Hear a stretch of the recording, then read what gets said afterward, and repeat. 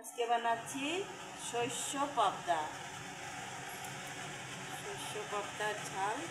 এটার মধ্যে আমি লবণ অল্প, হলদি, লবণ আর মরিচের গুঁড়ো দিয়ে মিক্স করে রাখছি। এটাকে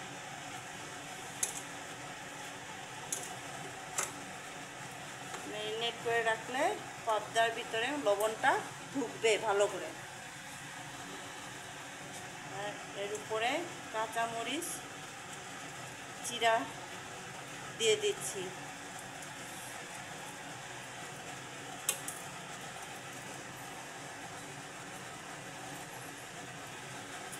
করার পরে এটার উপরে অল্প আমি তেল দিয়ে দিলাম। তেল দিয়ে মেখে নিলাম ভালো করে।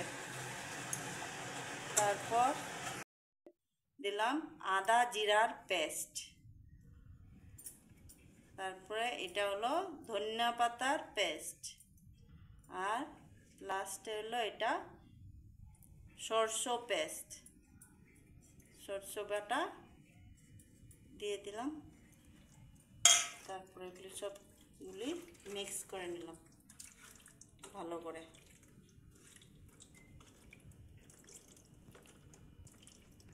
গ্যাস জ্বালিয়ে নেই, রান্নাটা শুরু করছি আমি। কড়াই মধ্যে অল্প তেল দিয়ে দিই।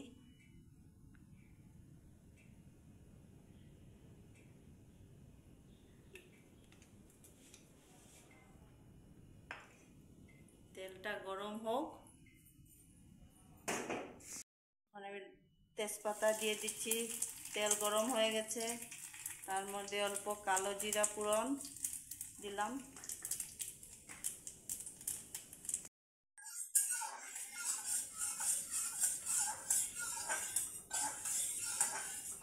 এখন একটা একটা করে মাছগুলিকে দিয়ে দিলাম এখানে।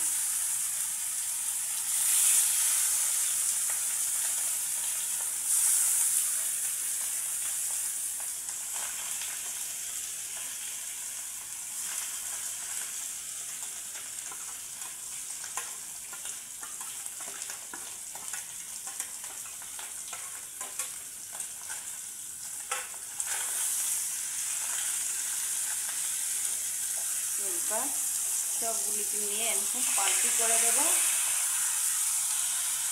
মাছগুলি একবার পাল্টি করে দিলাম।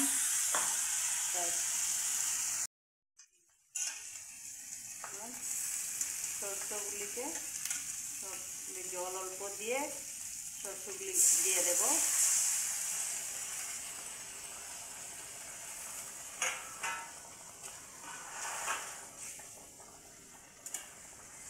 পাবদা সরষের মধ্যে বেশি জল দেবে না, অল্প একটু গায়ে গায়ে থাকবে জলগুলি, যাতে পাবদাগুলি পেকে যায়। কতটুকু জল থাকবে।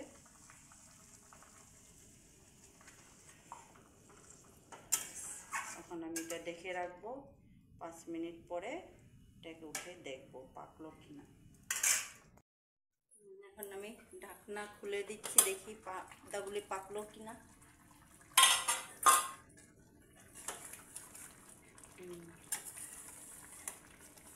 পাবদার ঝাল হয়ে গেছে।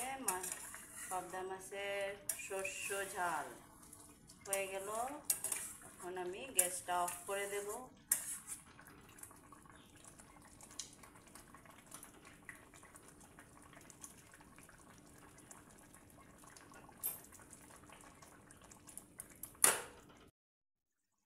পাবদাগুলিকে আস্তে আস্তে নামিয়ে নেব।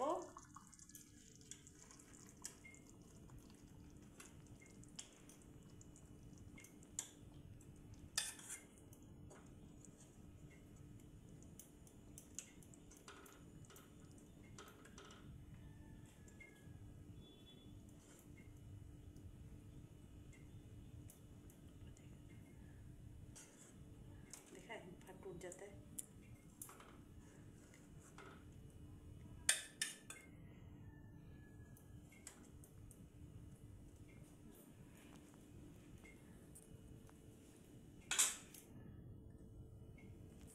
হয়ে গেছে পাবদা শস্যর ঝোল।